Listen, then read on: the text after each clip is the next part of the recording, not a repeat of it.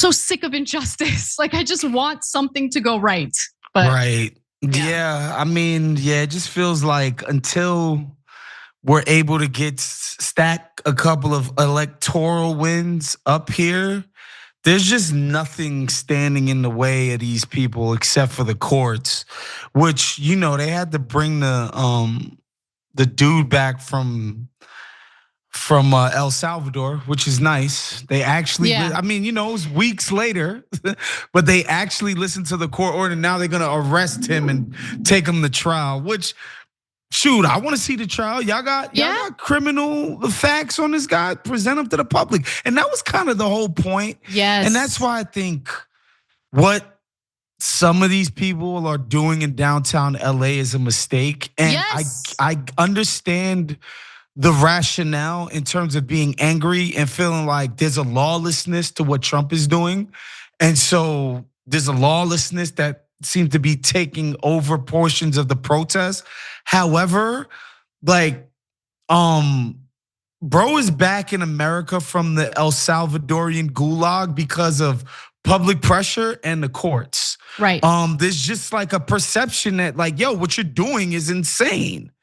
And throwing rocks and burning cars on fire and putting the Mexican flag on it so that people watching this on the internet and on the news would be like, oh yeah, Mexico, reckless, crazy, send them back. Like, why? Like, I don't know why you would want to message that, but I do think, and we've talked about this so much, you and I specifically, winning on messaging, winning on convincing and persuasion seems to be lost to a lot of people on the left. Like they're just above it. It's like my cause is so righteous, I don't have to convince anybody. Anybody's not with my cause is the devil.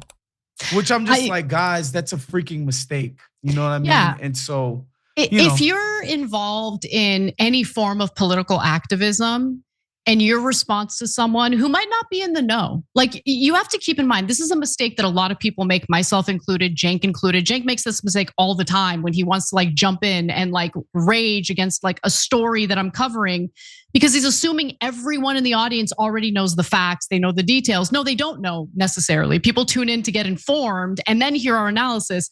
Like, don't make the mistake of thinking people know what you know.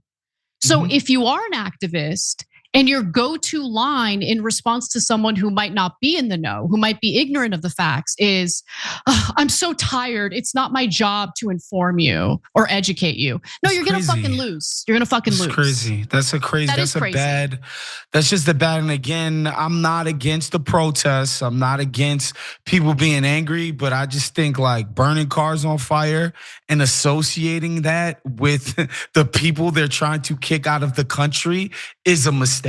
Yeah, like that's just I like again the stuff with the Venezuelans and sending people to death camps and all of that in El Salvador. Like the coverage, the public pressure, the courts being like, bro, this is against the law of like the administration felt the pressure. Like I was convinced this guy was not coming back. Me too. And look, our justice system, sometimes they get things wrong, of course. And sometimes it takes a while for them to do the right thing or for things to play out in the judicial branch and finally get justice when an injustice has occurred.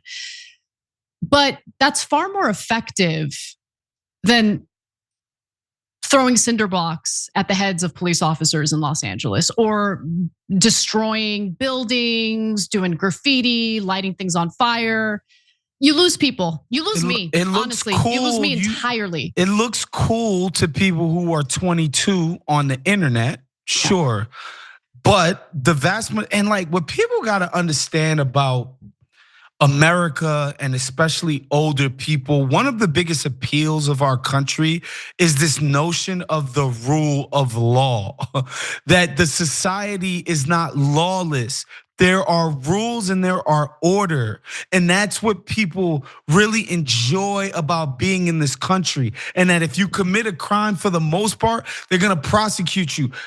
Save it. I know our criminal justice system leaves a lot to be desired. It's not perfect, but take it from somebody who has Haitian immigrant parents, know a bunch of people who are from Nigeria, all over the world, where it's like, bruh, the law is kind of BS.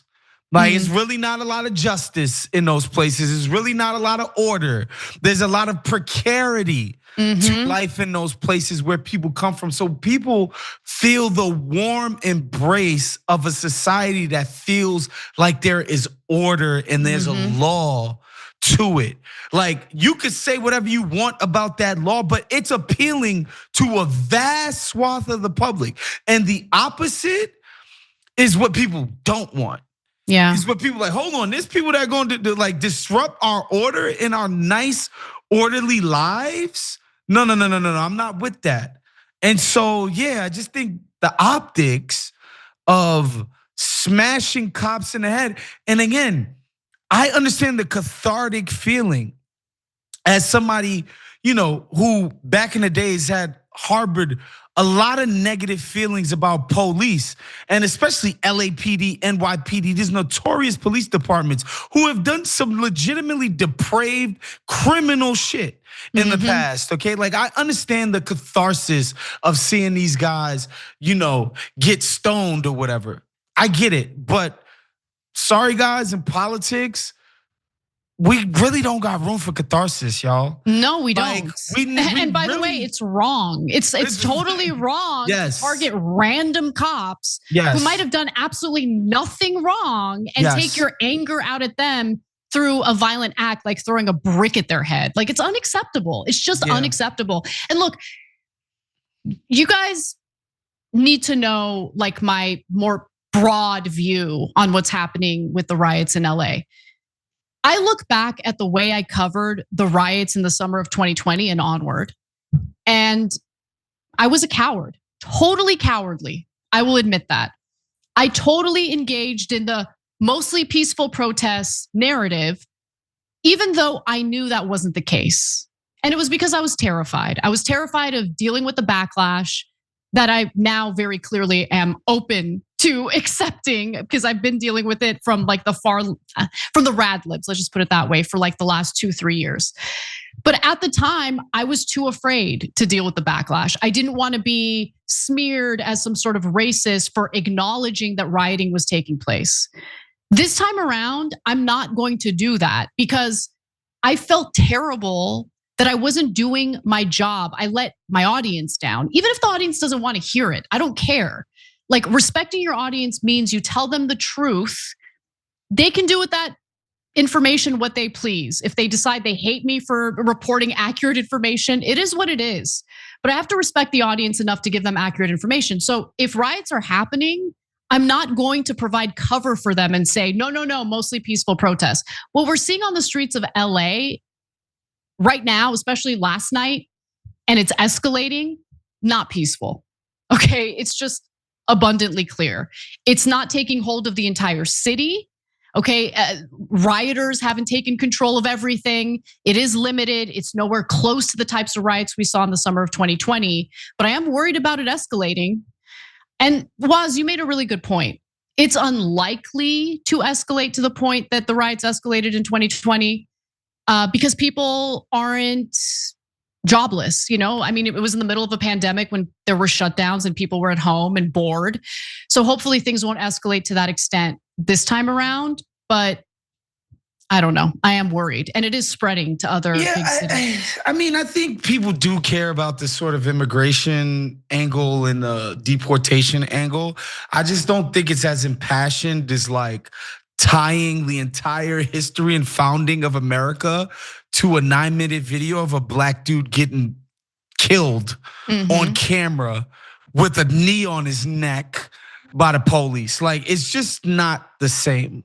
Okay, yeah, good point. It's just not like the conditions just aren't there for it to snowball into something bigger. Now, again, that's not to say that pro-immigration people, or the immigrants themselves who want to go through a legal process and try to get to stay in the country won't be hurt by this.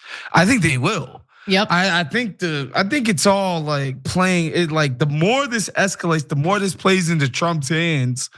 But also I'm not too sure about that because it's like there wasn't any need. Like, what's the actual need for this? What's the actual need for all this ICE activity? Like, show me the need. At first, it was all the criminals. Remember, we were getting out the worst of the worst. With drug dealers and rapists and killers and all of that. Before that was your thing, and this was an imperative. And you could go out and sell that vision to the public. I'm not sure the public is gonna think the juice is worth the squeeze on this deportation effort. This seems like a lot, and for what? Yeah, and look, the Department of Homeland Security has been releasing the identities of some of the people that got arrested in Los Angeles over the weekend. Now, keep in mind, upward of 50 people were arrested, so dozens. They released the identities of like 8 or 9, and they were convicted of some pretty heinous crimes. But that's 8 or 9 out of 54, or I believe the number was 54. Please don't quote me on it, but it's literally dozens of people. I'd like to learn more about the others, because that's when we can figure out whether or not the juice is really worth the squeeze, right? So anyway, let's move on. Wait, the people they arrested in terms of like ICE deportation or protesters who were losing their minds? So hundreds of protesters, from what I've read, have been detained. I don't know if they're still detained, but of the individuals who were arrested, slated for deportation. Gotcha. Yeah, dozens of people. So out of those dozens, we've learned the identities of like 8 or 9. And those people were convicted of violent crimes, including rape. One guy was convicted of murder and was currently serving. I mean, it's weird. And he was on the streets? I don't know, because it said that he was sentenced to 15 years to life. So I don't know if it's California. So he might have gone to prison, gotten good behavior credits, and released, because that does happen in California, literally. But they're releasing their identities, their photos. Those folks, go ahead, deport them. I don't give a crap about that. Yeah. Nobody's ever been opposed to deporting criminals. I've never heard opposition to this. This would be brand new to me. And because again, like I'm Haitian, American, grateful to be born in the US of A, but I have plenty of cousins that were born in Haiti, got their, green card, came to America. Few of these Negroes got sent back to Haiti. I never heard, for doing, selling blow, selling all kinds of crazy shit, right? I never heard nobody in my family like, America got a messed up policy about deporting criminals. I've never heard anybody say this in my own family. I'm talking about people that would be most sympathetic to the idea that these guys shouldn't be deported. I've never heard somebody say, the deportation rules were too harsh on our cousin who was a carjacker. Like, I've never heard this before. This is not the discourse. People were not mad about the deportation regime. By the way, convicted criminals. Did you see that story about this story was wild. So there was an Armenian crime ring with Armenian nationals involved in Los Angeles. I've been meaning to look into this. Ooh, guys are killing each other. Armenian not good. Like there's murder. Bosses. There's murder involved. They're working with Azerbaijanis. Like, what are you guys doing? Whoa, right? Like that's traitors. The most offensive part about all of it. Yeah. No, I'm kidding about that. They are working with some people from Azerbaijan, though. Nonetheless, it was like an organized Armenian crime ring. And a lot of people got arrested. I'm sure they're gonna get deported. And good. I don't. This is obvious. Yeah, seriously. How do you get yourself in? Again, I don't understand these people that call themselves a left. Like, how do you put yourself in a position where you're defending we should? Because I'm like, to me, I'm not even sure we should keep spending tax money on jailing these folks. Well, it depends on the crime, right? So if they actually carried out a terrible violent crime where people got hurt or someone got murdered or someone got raped, I do want them to serve their sentence in an American prison and then get sent over. Exactly, because who's to say that when they get back to wherever they're from, that's fair. Yeah, that's fair. Especially the drug dealers, man, boy, they be having all kinds of money. So true. Yeah, it's interesting. But I'm just saying, like, who's in defiance of deporting? You gotta stop baiting me, Waz. You're gonna get me to name names. I don't want to name names, so I'm not gonna name names. But they exist. They're activists. Some say so we that shouldn't deport like fentanyl dealers who they get don't convicted. they don't even agree that These criminals people exist. Yes, exactly. Yeah. So immigrants are incapable of committing crimes? Correct, according to them. Yeah. That's anyway dehumanizing, but sure, go ahead. It's just like people don't know that they're doing that though when they imbue like special qualities to certain identity groups. They're doing a different form of dehumanization. When you pretend that there's something magical or super special and specific about these different, yes, marginalized groups, like you're doing a different form of dehumanizing. Like, bro, like an immigrant is capable of messing up, just like anyone else. Born and bred American. Like this isn't hard. It's not rocket science. Yeah, it's pretty easy to understand. I mean, look, I think part of the reason, actually a big reason why there is so much support for Trump's immigration policies even now is because of how the left in general, I mean like the whole of the Democratic Party all the way through to like the far left activists who like deny that migrant crime exists. That gaslighting has led to a level of rage among the American public that even I wasn't really aware of just how widespread it was or is. You know what I'm saying? Like I knew that there was growing resentment in the country because of the Biden administration's failure to control the border, the large numbers of migrants who came in, like all of that stuff. I knew that there was a lot of backlash about that. I didn't realize how deep that backlash actually was. And look, I don't want Democrats to become like the anti-immigrant party at all. I just want them to be able to have a nuanced take on immigration, and they're just unwilling to do that. It's like dumb, brain dead, smooth brained, actually, like commentary and rhetoric about like migrant good. I think the Democratic good. And it's like, Party okay, they're just out to lunch. The Democratic Party has an incoherent immigration message. They don't have a coherent one.